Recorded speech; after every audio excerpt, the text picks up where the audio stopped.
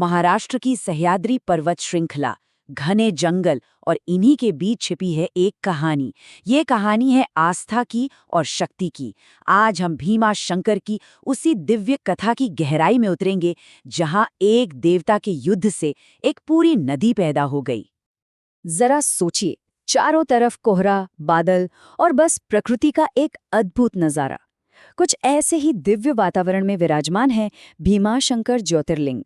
पता है, ये सिर्फ एक तीर्थ स्थान नहीं है, बल्कि एक बहुत गहरी पौराणिक कथा का जीता जागता सबूत है। तो आखिर क्या है इस पवित्र स्थान की कहानी? देखिए, ये सिर्फ एक मंदिर की कहानी बिल्कुल नहीं है। ये गाथा है अहंकार की, भक्ति की और एक ऐसे महायुद्ध की जिसके नतीजे ने लिटरली वहां का पूरा भूगोल ही बदल दिया। चलिए इस रहस्य से पर्दा उठाते हैं। तो हर कहानी का एक विलन होता है ना? इस कहानी की शुरुआत भी होती है एक बहुत ही शक्तिशाली और घमंडी असुर से। नाम था उसका भीमासुर, और ये कोई और नहीं बल्कि राक्षस कुंभकर्ण का बेटा था।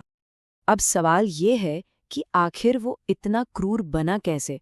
देखिए, कहानी शुरू होती है तपस्या से। उसने ना ब्रह्मा जी को खुश करने के लिए बहुत कठोर तप किया और बदले में क्या मांगा? अजय होने का वरदान। मतलब कोई उसे हरा न सके। ब्रह्मा जी ने वरदान तो दे दिया, लेकिन बस यही वरदान आगे चलकर पृथ्वी पर विनाश का कारण बन गया। वरदान मिलते ही भीमासुर का अहंकार तो जैसे 7वें आसमान पर पहुंच गया। उसने देवताओं को हराया, जितने भी पवित्र यज्ञ थे सब नष्ट कर दिए और पूरी धरती पर हाहाकार मचा दिया।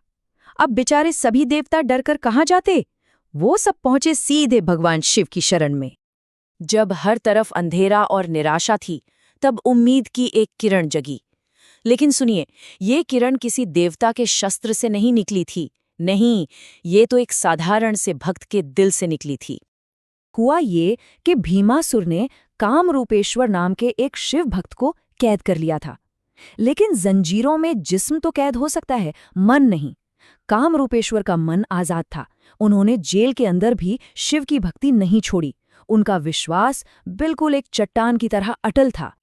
और यही इस कहानी का सबसे जरूरी हिस्सा है कि सच्ची भक्ति में इतनी ताकत होती है, इतनी ताकत कि वो खुद ईश्वर को प्रकट होने पर मजबूर कर सकती है।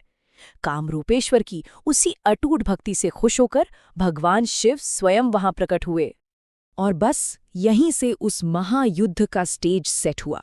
एक ऐसा युद्ध जो आगे चलकर धर्म और अधर्म के बीच, कह सकते हैं कि एक फाइनल शोडाउन साबित होने वाला था। ये जो लड़ाई थी ना, ये सिर्फ दो लोगों के बीच नहीं थी। ये तो दो सोच की, दो विचारधाराओं की लड़ाई थी। सोचिए, एक तरफ था भीमासुर, जिसके पास था शक्ति का अहंकार, और दूसरी तरफ कामरूपेश्वर, जिनके पास थी भक्ति की शक्ति। और फिर शुरू हुआ धर्म और अधर्म के बीच वो भयंकर युद्ध। आसमान गूंज उठा, धरती कांप उठी, और आखिर में भगवान शिव के तीसरे नेत्र की ज्वाला, उस आग ने भीमासुर के घमंड को राख कर दिया और एक बार फिर धर्म की जीत हुई। लेकिन रुकिए, कहानी यहाँ खत्म नहीं हुई।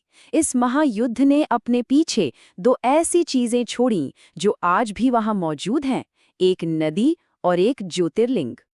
कहते हैं कि उस युद्ध के बाद भगवान शिव के शरीर से जो पसीना गिरा ना, उसी से पैदा हुई भीमा नदी।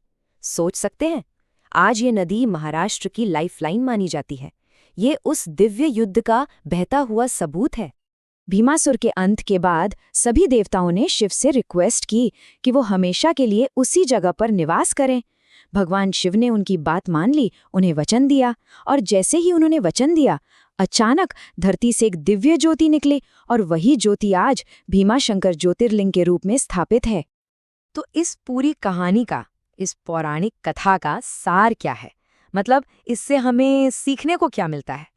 इसके ना दो बहुत ही जरूरी टेकअवेज हैं। पहला, अहंकार, घमंड चाहे कितना भी बड़ा क्यों ना हो, एक ना एक दिन उसका अंत होना तय है। और दूसरा, जहां सच्ची भक्ति होती है वहां खुद शिव प्रकट होते हैं। यानी असली जीत शक्ति से नहीं, श्रद्धा से मिलती है।